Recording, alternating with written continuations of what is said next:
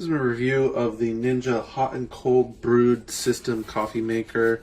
Manual says it's the CP301 series. This is the model with the glass carafe.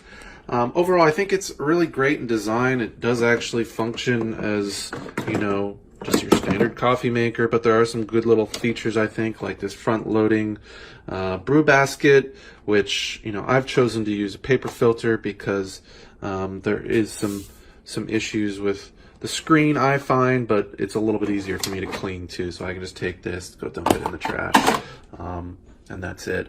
Other little things I think are really great about it are, you know, the water reservoir in the back. All these things, front loading brew basket, this loading, so I can take this off with just one hand. It's full of water, and load it back in pretty easily. Helps when you have like a countertop overhang like this. Overall, I think, you know, those are some of the benefits. This has a warming plate. The metal model does not. Now, the warming plate is where I think this is a deal breaker. If you turn it on, you have a couple settings. You have your brew settings. The classic and the rich settings are really the two options you're going to have for just a main cup of coffee. But you know that also too, that when you choose classic or rich, classic is going to be a little bit more brewed coffee. Rich uses about maybe one to 2 ounces less coffee. So when you have a cup size, you know, it recommends you put your mug here and it'll fill perfectly. With classic, it's about 9.5 ounces. You know, maybe about an ounce left if you use rich.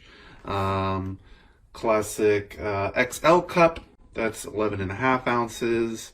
This is a travel mug 14 ounces. And then XL multi-serve, as they call it, I think it actually fits perfectly a metal tumbler, something like this. This is 16 ounces, one that I use daily. Most of them, all the mugs I use are 16 ounces. I have a few, but it'll be an ounce less or so if you use the rich setting at this. So this is where the problem is, though. These first 4 settings right here do not allow the warming plate. After you brew your coffee, it will not stay warm. There's a little red light that turns on here. It will not stay warm if you're using these first 4 settings, because I'm assuming it doesn't want you to place a metal tumbler here, and it would get too hot. Not good. Sometimes they're plastic. And furthermore, you know, if you try to use what's right here, is there's a stay warm button. You get that error, and it will not turn on the warming plate in these 4 settings. So you're locked out from using stay warm. You know, I've tried to program it where you program it and it asks you, if you hold it down, asks you, okay, stay on for 2 hours. And then it'll say, do you want it on high or low heat? By default, it's 2 hours and high heat. Go back to the setting there. So good menuing overall. Like, this is really easy to use. It feels nice turning these knobs. But yeah, stay warm feature will turn on. You can't see it in the dark here, but this turned on here at least it glows. But when it's warm, it tells you it's hot. It will only do that. So in theory, you could, I guess, brew your coffee, hit start, walk away, come back, and get your coffee. It has a really small little audible alarm when it's done making coffee. You can't hear it across the house, so when I come back in a few minutes, if I waited a little bit too long, I already have cold coffee waiting in the glass carafe, and even in the insulated mug, which is wide open, sitting here with coffee getting cold. So you can't, in theory, come back and, you know, oh, after it's done brewing, maybe switch it to this and kind of do a little workaround and hit stay warm. It's not going to work, especially if you're using your own mug too. So I find that a little strange. And when it brews a half carafe of coffee, it's way too much coffee.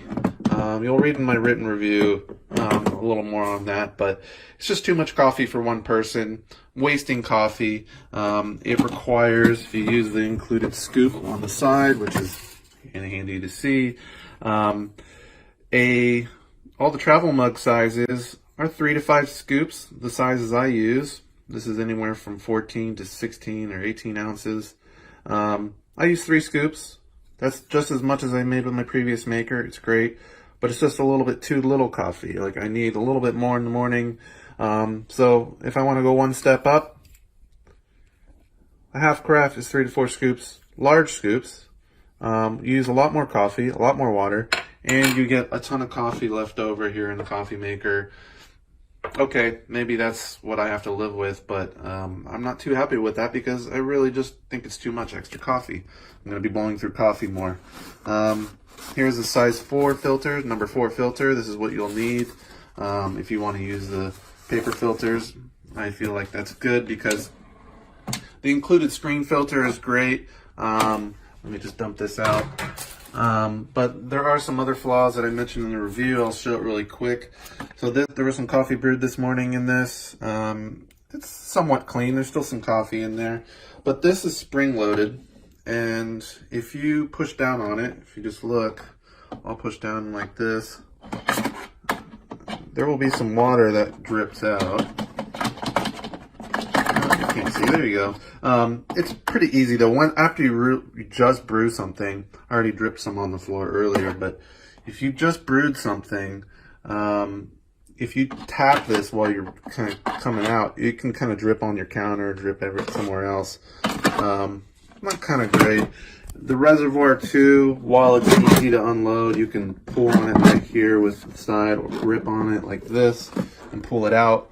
It also has that spring-loaded valve.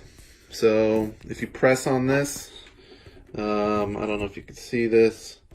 If you press on this, it's dripping right now. It will, whoops, yeah, there it goes. Sprayed water all over my place. So if you don't put it in straight, if you're putting it in kind of at an angle or you hit the spring here somewhere, it can start to puddle right here around in the back, around down the side, and that's why I have this towel down here. So, you know, overall, it's decent. There's some things I'm just a little bit unhappy with. I'll keep trying for a little while, but I'm not really pleased with this because really, ultimately, what I need is hot cup of coffee using, you know, one of these settings because I only need enough coffee for myself in the morning. And you know, the fact that stay warm won't work.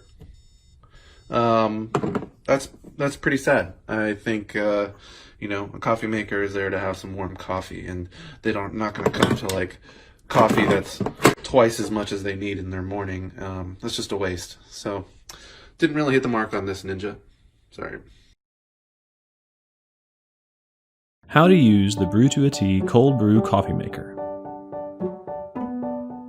First, put half a cup to 1 cup of coarsely ground coffee in the filter. Place the filter inside the pitcher. Fill up the pitcher with filtered water and pour in a circular motion to wet all the coffee grinds.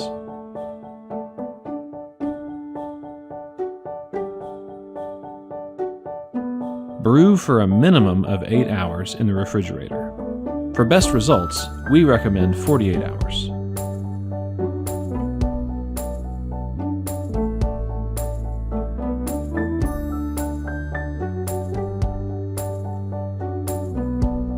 Remove the filter.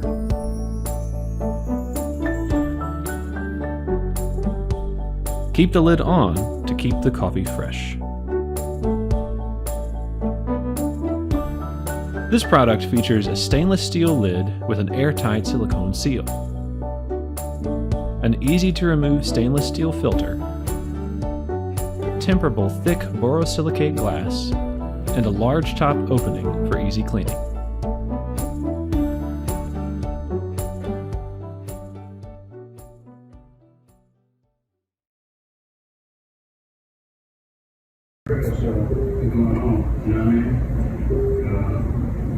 Yeah, man, we didn't play our best football today.